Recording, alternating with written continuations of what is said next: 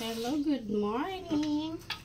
Ang aking lulutuin ngayon para sa aking panganay ay ang tortang kalabasa na may patatas.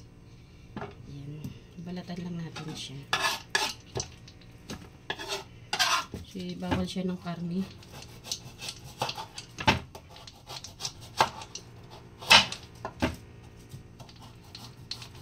Balatan ko lang yung kalabasa. Ano pa ito? Iga-grinder. Ano yun? Ano daw?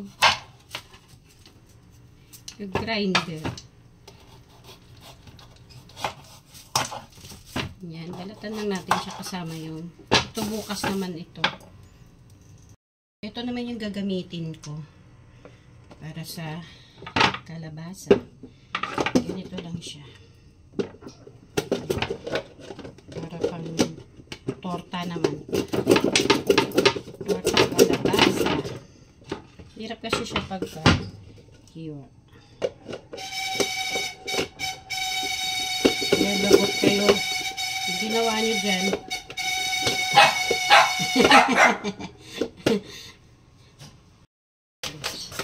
Yan, ito na yung kinayod ko. Yan. Medyo ingat lang kasi matalin po ito. Hirap lang siya. Kailangan mo lang tiyagaan. Maliit na lang yung kalabasa ko. Kasi bawal sa panganay ko yung yung ibang pagkain. Kailangan niya yung mga ganito muna. May sakit kasi po siya. Ko alam kung paano ko ito kakayodin itong maliliit. Sunod ko dito po ay ang patatas. Haluan ko ng patatas.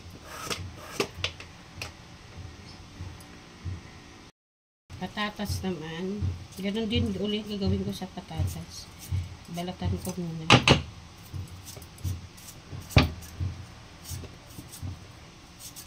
Hanggang mamayang gabi niya na ito na pagkain. Bukas uli ako gagawa. Pero may isda naman.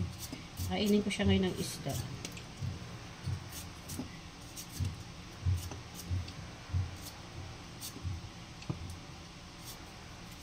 Yan. Ganun ulit.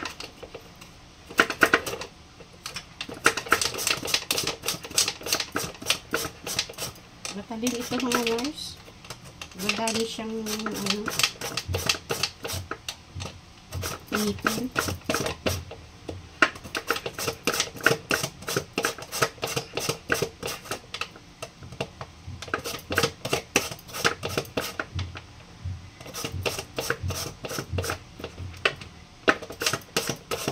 Ito ganitong kalabasa niya. Yan. Bibili talaga ako ng mga ganitong gamit kasi kailangan nito. Bili ko kung magluto. Wala lang maluto.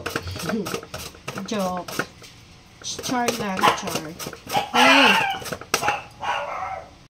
Malapit na. Maliit na lang siya. Ganito yung nagiging tsura.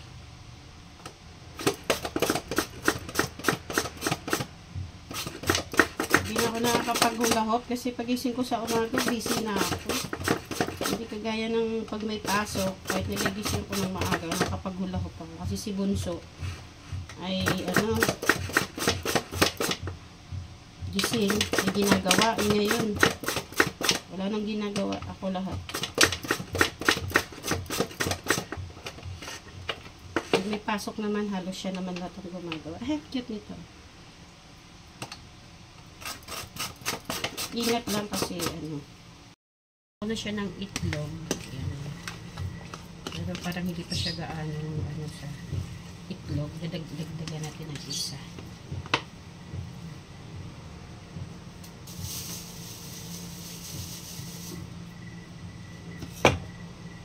Sana kumain yung dalawang lalaki ko nito.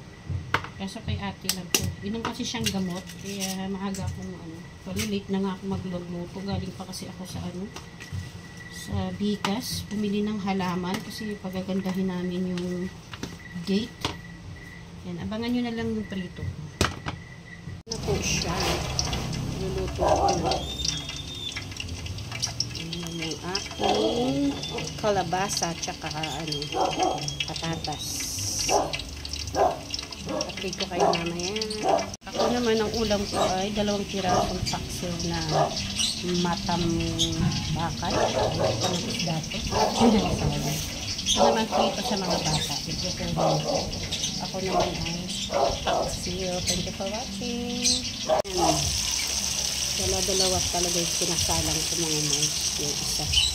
Kaya yung oras eh. I-update ko kayo sa aking potang kalabasa na may patatas. Pinaliktad ko na siya.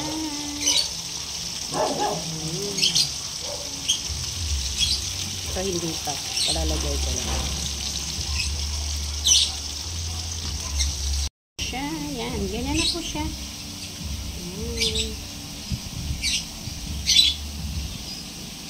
Ito na itsura niya. Thank you for watching, mga Mars. Ingat po kayo. God bless. Bye.